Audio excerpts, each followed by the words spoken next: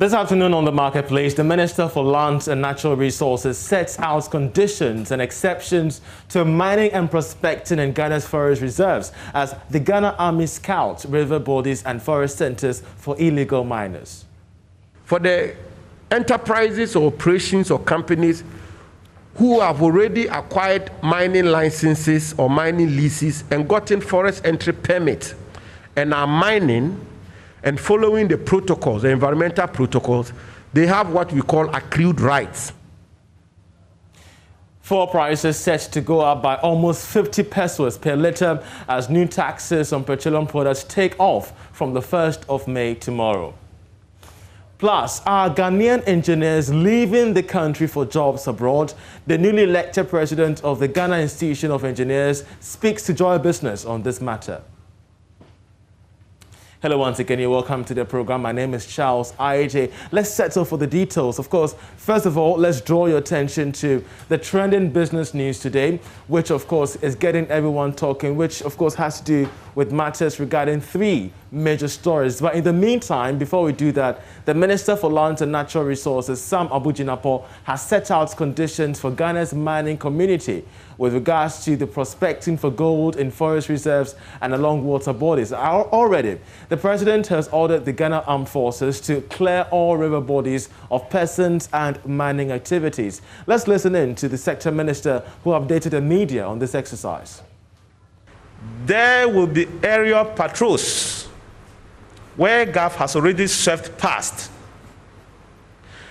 Armed men will be authorized to take action, immediate action, on anyone who returns to these river bodies as the patrol goes by air. So once the armed forces sweep past, we expect that nobody should return to the place. But helicopters will carry armed men to patrol the place every 3 days.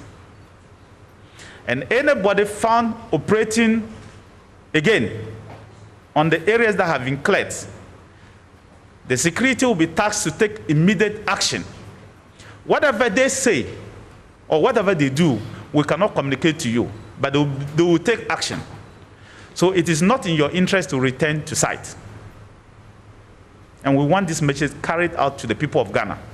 Don't return to site. Once it is cleared, yes, we expect the river bodies to return to normal.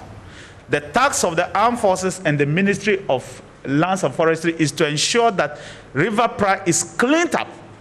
And we'll do everything and anything to make sure it is cleaned up for the people of Ghana to see that result. And we'll continue like that in all river bodies. Fundamentally, they are talking about the water bodies of our country, the state of our water bodies. They are talking about our forest reserves. The illegal small-scale mining which takes place everywhere else is important, and we are going to deal with that. And in fact, we are dealing with that. But the water bodies and forest reserves, we came to the well-reasoned conclusion that those are high priorities. And so measures were put in place. The first measure we took was to direct the Forestry Commission to seize the issuance of forest entry permits for purposes of mining.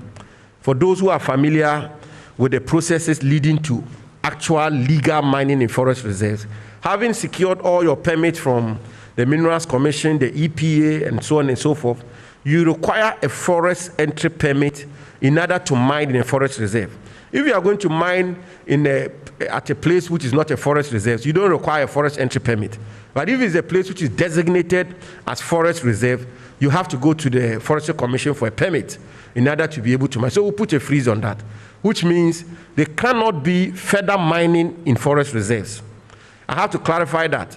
For the enterprises or operations or companies who have already acquired mining licenses or mining leases and gotten forest entry permits and are mining and following the protocols, the environmental protocols, they have what we call accrued rights.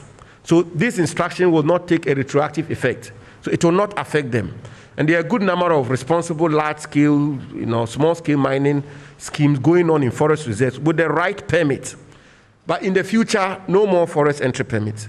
2, we also observed that people come up to apply for prospecting recognizance, and or exploration licenses.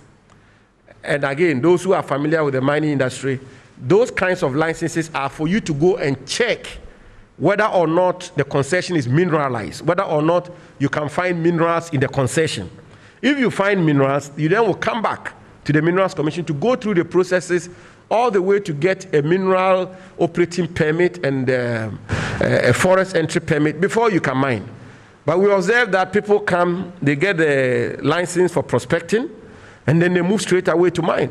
And when they are confronted, they pull a piece of paper which says, I have a license, which is a prospecting license, or a recognizance license. In some cases, they've just put in the application. The Minerals Commission is evaluating the application, then they proceed to mine. So we've suspended all prospecting, recognizance, and or exploration in forest reserves in our country. And that's the sector minister there. Away from that to another development story, fuel prices are expected to go up on the 1st of May, which is tomorrow. This follows a directive from the National Petroleum Authority for the oil marketing companies to start applying the new taxes on fuel from the 1st of May. Now, in addition to that, the authority has also increased some levies on the price build-up. This will result in liters going up by about 47 pesos.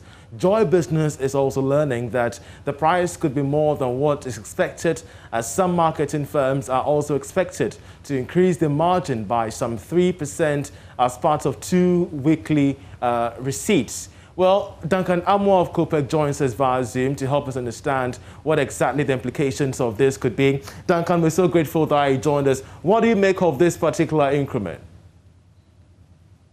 It is not just unfortunate, but this is unacceptable. At the time that the Finance Ministry in the 2021 budget has already added on some hardship to Ghanaian pockets by increasing taxes by some 30%. The National Petroleum Authority, suo motu, is also deciding that at the implementation or at the outset of adding these new taxes, it is also going to increase margins, particularly the bust margin, which, if you recall, was increased from 3 pesos last year to 6 pesos. As we speak, the communique says that bust margin should be moved up to 12 pesos. That's a 100% increase. Quite unfortunate. Again, you also have fuel market margin, which is what you use is like your fuel differentiation marker. We think that at the time technology is so advanced, such oil companies are now bringing in from 95 and all that to the markets, which will give you the green color. The fuel market project itself will have to be reviewed, but we are increasing the fuel market margin itself from 3 pesos to 8 pesos. Again, MPA is also increasing your UPPF from 27 pesos to 30 pesos. The sad part of it is that the transporters who even do these jobs are not getting the monies. Again, you have primary distribution margin, which used to be 8 pesos. NPA has increased it to 11 pesos. If you put all of these margins together, tomorrow, NPA has added additional 17 pesos to every liter of fuel you purchase. If you do the numbers, that's almost 80 pesos per gallon. If you put all together with the taxes that the Finance Ministry is requesting for, what it means is that every Ghanaian effective tomorrow will be paying almost 2 Ghana cedis, 50 pesos extra on your current fuel prices. And we think that the NPA would have to be reined in at this point. It is not only ill-timed, but extremely insensitive and bad, considering how high fuel prices already are in this country and how the complaint has been all this while. We think that the NPA should be made to withdraw this without delay at all. So therefore, we can deduce from your submission that you will be withdrawing from the new levies issued by the NPA. We do not think that the NPA should go ahead with this. One, bust margin, well, not so bad. But then again, you also have private depots or players who also take the same throughput charges that bust will be taking. All right. We are not paying them a pesewa margin. We are paying 6 pesewas margin to bust to maintain depots. Unfortunately, this is the time the NPA thinks it should increase that to 12 pesewas. At the time, we are already complaining. Fuel prices are not going down even on the international market. Prices are escalating. So if you add this to what international market differentials will be, I do not think that any Ghanaian will be comfortable from tomorrow buying fuel. And so we think that authorities should immediately, by close of day, rein in the NPA and insist that these margins that it is increasing would not bring anything but further hardship to the drivers. Some have already started calling, asking that they would also go out there and increase their transport fares. It would be difficult at this point for any of us to talk to these transport operators to hold on to their fares, especially when new taxes are rolling out tomorrow and the NPA is also adding on astronomically margins and markups, which are quite needless. We get the drift. If you ask some of us, we think that the NPA should withdraw. Great, we get the drift of your submission. Otherwise, Duncan. Quite certain that from Monday, we would definitely step up pressure on them to do the right thing. We get the drift on your submission. Just before you leave, in just under a minute, of course, what then lie ahead for consumers, especially when petrol prices, global crude prices are expected to hit high levels regarding the easing of restrictions and stimulus packages from the U.S. We think that whole MPA Act, Parliament will have to take a second look at it. The NPA is only becoming an albatross, and again, BOST would also need some reviews on there, because you cannot have similar players who almost function the same way you function, not demanding for a pesewa in margins from Ghanaians. But we are all contributing to help BOST. Unfortunately, from 3 pesewas to 6 pesewas just last year, we are increasing again from 6 pesewas to 12 pesewas without recourse to the general economic condition of Ghanaians at this point, when international market prices are spiraling, when new taxes is also emerging from the finance ministry. All right. This is the time the NPA also find it prudent to add additional margins. We think that it's very, very insensitive, and authorities must call them to order immediately. Duncan Amor, we're so grateful for your submissions there. He's with COPEC, helping us understand the reasons why they object to this new increase from the part of the MPA. Well, one of the main reasons why Ghanaian engineers are prospecting for jobs abroad is due to the infiltration of the engineering sector by quacks and also poor salaries. The newly elected president of the Ghana Institution of Engineering, that's Engineer Charles Enum Adams, spoke to Joy Business about the need for the government to prioritize the service of local content in building contracts. He says the institution will also come up with some licensing to weed out quacks from the profession. You know that a lot of things, a lot is changing in the engineering field, and you cannot practice what you learned in school. So we're going to evolve a lot of CPDs, or continuous professional development courses. They will pay for it, but for younger people or people who may not be in good employment, we have a plan to make sure that some of our seniors, our past presidents, and those who can offer training at virtually no charge will offer training at the doorstep in the regions, not in Accra. We want to bring the training closer to our people, and we want to use some of our older generation people who are also available. They are very skilled, they've seen it all, and they are ready to share. We also want to ensure that every engineer that is in the system will choose GHIE as his registration agency and will be very ethical. So we're going to insist on ethics.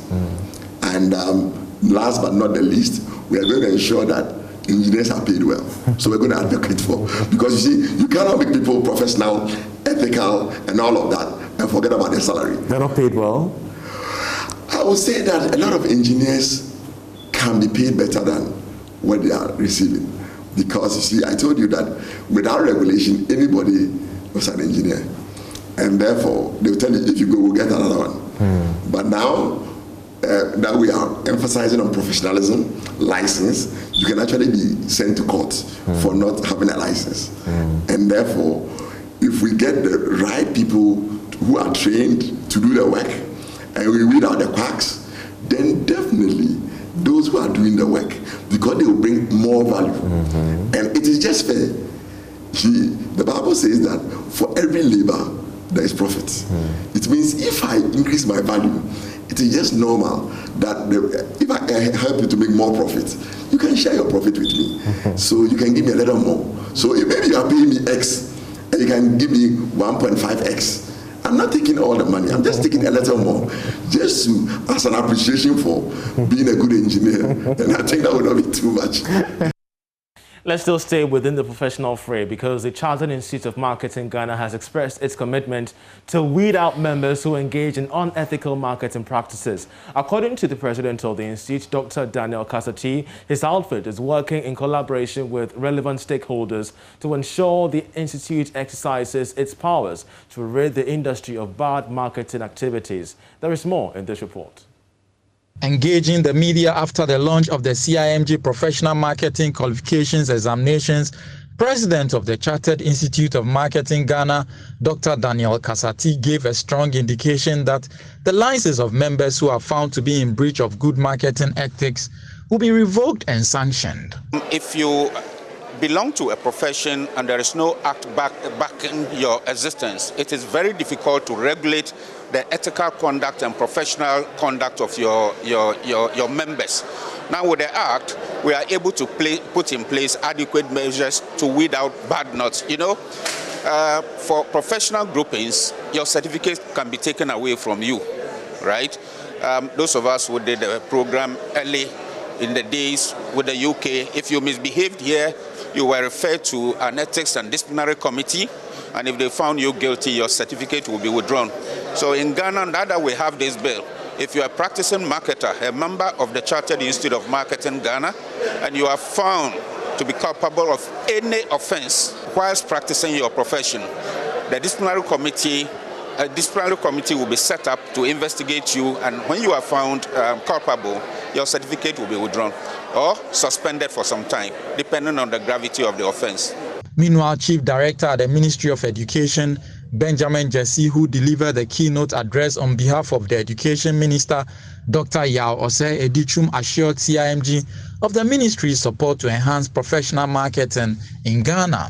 On our part, the ministry assures CIMG of the necessary support for the smooth implementation of this program, as it has the potential to promote tighter collaborations with the universities serving as tuition centers and their regulators, the Ghana Tertiary Education Commission.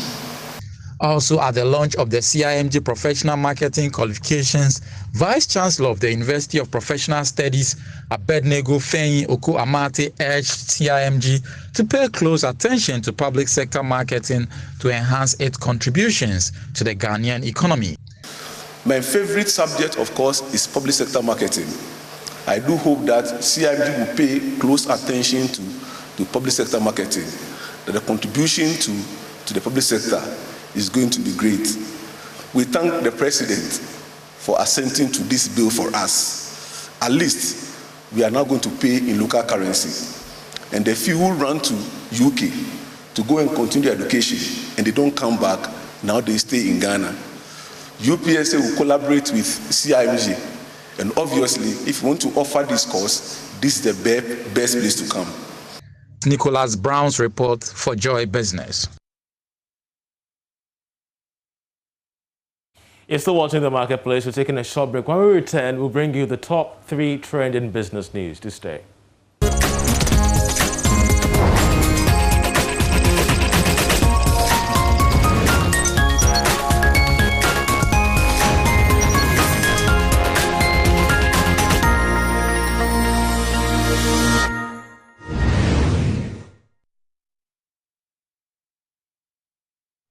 And welcome back to the program. Let's now draw your attention to the trending business news today. We have brought you that on the increase in fuel prices effective May 1.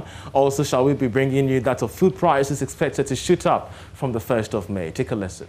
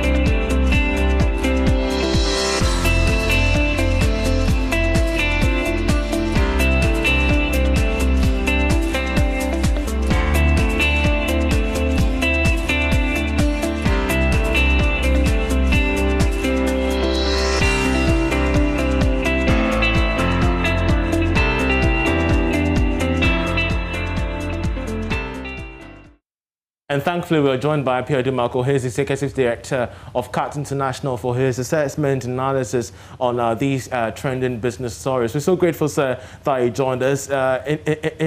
In just some short minutes, I wanted to break it down for us in terms of analyzing the impact of this on businesses. I want us to start with the fact that food prices could go up from the 1st of May. Your thoughts on that? Yes, we expect prices of goods to go up following the operationalization of the new taxes because food have to come from the rural areas and they have to be on the roads and the cars to come here.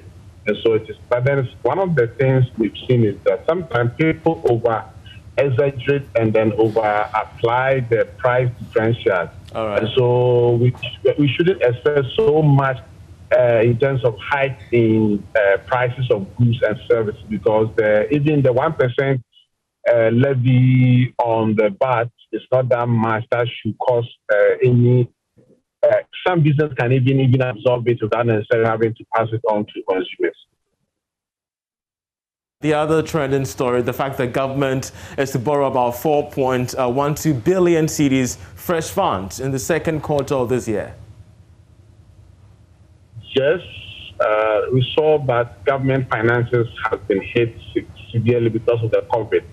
And we also know that there's a gap between the revenue that the government is able to raise and how much government needs to spend. So this gap needs to be funded through borrowing.